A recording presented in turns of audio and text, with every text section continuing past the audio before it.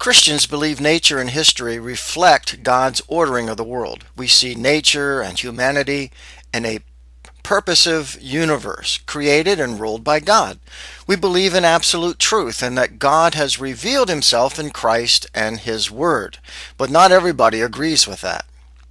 The liberal era, starting with the Enlightenment in the 18th century, tried to quote-unquote liberate humanity from this fate of a God-ordered universe.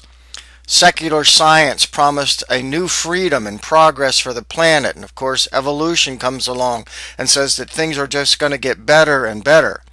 Human reasoning became the seat of intellectual order for the universe.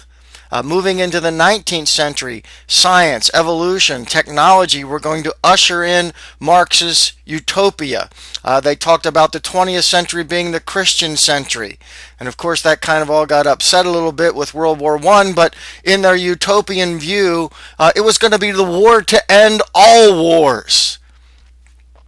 Individual liberty was supposedly maximized by loosing it from transcendent God-given authority.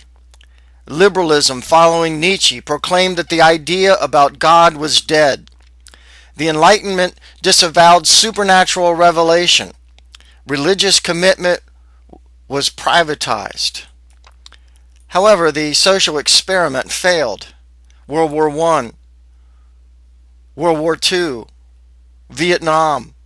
We saw Marxist totalitarianism, Auschwitz, the increasing poisoning of the planet, and a bare escape from international nuclear destruction.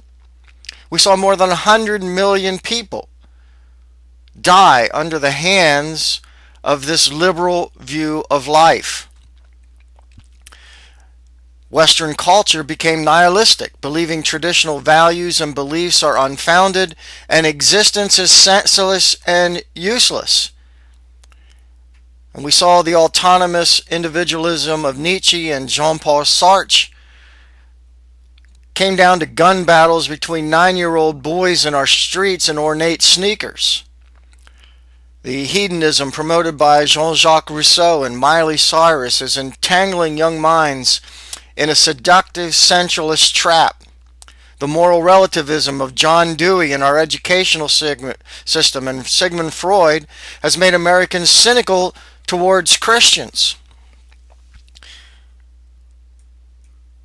The decadence of the 60s, the 70s, the 80s was the collapse of the liberal era, which then gave rise to secularism.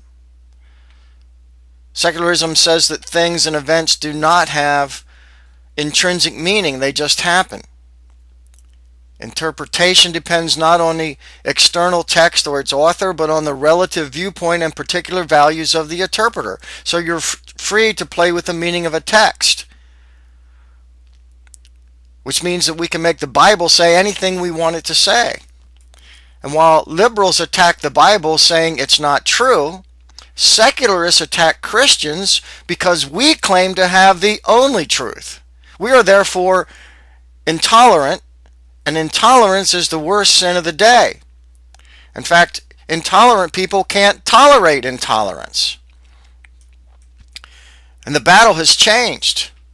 Tolerance used to mean to respect other people's beliefs without sharing them, or to put up with someone you don't like.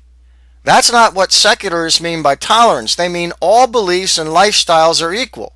There is no such thing as absolute truth. And so, not only do I have to tolerate homosexuality, if I own a bakery, I have to participate in that event.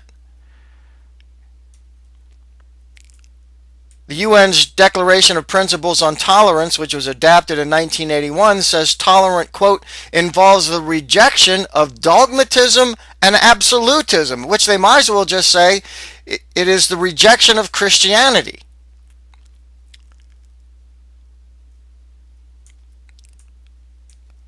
G.K. Chesterton said that tolerance is a virtue of a man without convictions. Therefore, the individual rules. If one person doesn't like what others say or do, the others must stop. Anytime someone's feelings are hurt, the majority loses. And tolerance is not about what you believe, but what you feel. The phrase, I feel, has replaced "I think" with phrases like "I feel it. How can it be wrong?" And if you don't agree with someone, you have a phobia or you're uttering hate speech. Secular toleration means that they don't want you to share Christ or to say Jesus is the way, the truth, and the life, because faith is a private matter. You must accept, applaud, even participate in abortion, teaching evolution, pornography, and homosexuality. And what scares me is that more than 70% of youths in our evangelical churches believe in secular tolerance. Now, if you say you have absolute truth, you're saying you're doing a power play and you are intolerant. But you don't even have to say anything to be intolerant. You just have to believe you're right. We come to non-Christians with absolute truth who do not believe in truth. How do we reach them for Christ? Let's examine that together.